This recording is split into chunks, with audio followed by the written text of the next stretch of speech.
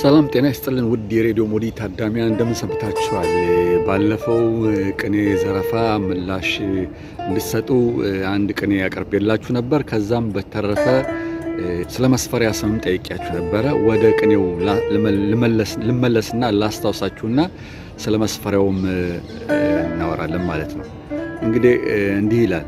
እንዳፈርኩ ፈሪ እንዳረርኩ ረሪ አሁን ምን ያደርጋል በጊዜ ብታሪ። ደግሞአለሁ። እንዳፈርኩ ፈሪ እንዳረርኩ ረሪ አሁን ምን ያደርጋል በጊዜ ብታሪ ነው እና ህብረ ቃሉን ሰሙን ወርቁን አውጡልኝ ብያችሁ ነበር። እንግዲህ ማንም የመለሰ የለም። አብዛኞቻችሁ ወደ መስፈሪያው ስም ነው ያዞራችሁት። እንግዲህ እኔ ልመልስላችሁ እናንተም ተወያዩበት።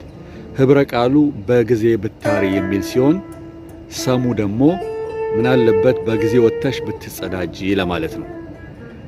ወርቁ ደግሞ በጊዜ ብታሪ ብታሪ ማለት ብትጠነክሪ ብትጎብዢ ብታስተዊና ጠንካራ ብትሆኚ አትዋረጅም ነበረ። ሁሉን ነገር በጊዜው በወቅቱ ታደርጊ ነበር እና ብታሪ ማለት ብትበረቺ ብትጠነክሪ ብትጎብዢ ለማለት ነው ማለት ነው። ወርቁ ይሄ ነው። ወደ መስፈሪያው ስናልፍ ደግሞ ባለፈው እንደጠየቅኳችሁ የተለያየ ምላሽ ሰጥታችኋል። በጓሮ በኩልም እንዲሁም ምላሻችሁን በኮመንት ከቪዲዮ በታች ላስቀመጣችሁና ለሐሳባችሁና ለአስተያየታችሁ በጣም አመሰግናለሁ። ስለተሳትፏችሁ ሽልማቱን ሰጣለሁ ብዬ ነበር። ሽልማቱን ለመውሰድ ማንም አልበቃም። በቂ ምላሽ ይሰጥ የለም። ከምላሾቹ መካከል መስፈሪያ ወይም ደግሞ እንቅብ ወይም ደግሞ ሌላም ምላሽም ሰጥታችኋል። ቁና እንደዚህ የመሳሰሉት ትክክለኛ ምላሾች ናቸው። መልሶች ትክክል ናቸው። እንደ አካባቢውና እንደ ባህሉ በጎንደር በጎጃም አካባቢ ያለ ሰዎች መስፈሪያውን በእንደዚህ ስም እናንተ እንደጠቀሳችሁት እንቅብ፣ ቁና የመሳሰሉትን ይሰጣሉ። ስለዚህ በታሪኩ መሰረት በደጃች ዳምጤ ዘመን በመሳፍንቱ ዘመን የደጃች ዳምጤ የልጃቸው ሚስት እውነተኛ ታሪክ ነው ብያችኋለሁኝ። በወቅቱ የተጸዳዳችበት ቦታ መስፈሪያ ትክክለኛ ስሙን እንድታቀርቡ ብዬ ነበረ። ስላልመለሳችሁት እኔ መልስላችኋለሁ። በወቅቱ በየአካባቢው የራሱ መጠሪያ ስም አለው። ስለዚህ በታሪኩና በቅኔው መሰረት እንግዲህ የመስፈሪያ ትክክለኛ ስሙ በወቅቱ መሳፍንቱ እንዲሁም ደጃዝማቾች ባለቤቶቻቸው ሚስቶቻቸው ሲጠቀሙበት የነበረው የመስፈሪያው ስም ቁጭ በሉ ነው። ቁጭ በሉ ትክክለኛው መልስ ነው። ማንም አልመለሰም።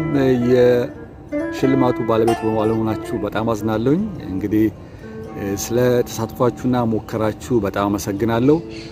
መልሱ ቁጭ በሉ ነው መስፈሪያው።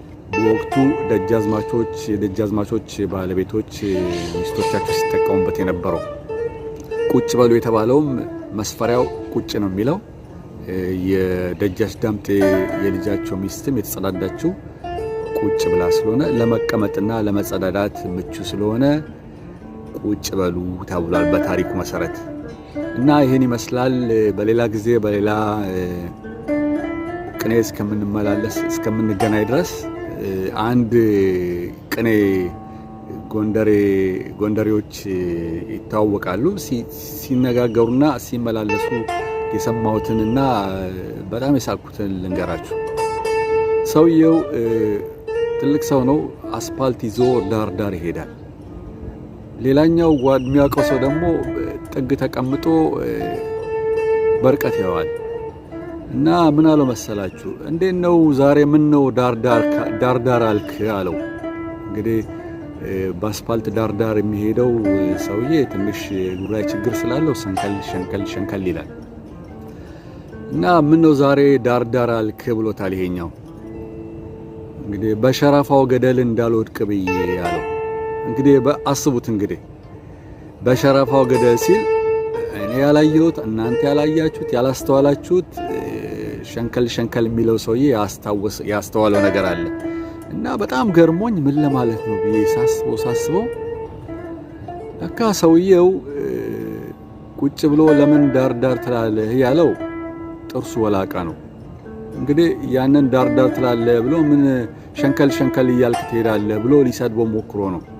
ምላሹን ሲሰጠው በሸራፋው ገደል እንዳልወድቅ ብዬ ማለት ነው። እንግዲህ ሰውየውን ሰደበው ማለት ነው። ወላቃ ስለሆነ ሸራፋ ነህ ብሎ ሲመልስለት ነው። እና እንደዚህ አይነት በጎንደር ጎጃም አካባቢ ሰዎች በቅኔ ነው የሚመላለሱት። የማይገባው ካለ እንግዲህ ችግር ነው። ከተማ ውስጥ የነበረና ወደ እዛ አካባቢ የሚሄድ እነዚህ ቅኔዎችን ግዴታ ማሰላሰልና የአካባቢውን ሰዎች ጠይቆ መረዳት ካልተቻለ በከባድ ቃላትና በከባድ ቅኔ ስለሚናገሯችሁ ይሄ እኔ የነገርኳችሁ የዚህ ሰውዬ ምልልስ ቀላሉ ከዚህ በላይም አለ። ስለዚህ በቅኔ መነጋገርና መመላለስ በድሮ ሰዎች ጊዜ ምስጢራዊ አገላለጽና ንግግር ነው በራሳቸው አግባቦት መሰረት። ይሄን ይመስላል እንግዲህ። ሌላ ጊዜ በሌላ ዝግጅትና በሌላ ቅኔ እስክንገናኝ ድረስ አብሬያችሁ ቆየሁ። ዳዊት ጀግኔ ነኝ። መልካም ጊዜ በያላችሁበት። ጤና ይስጥልኝ።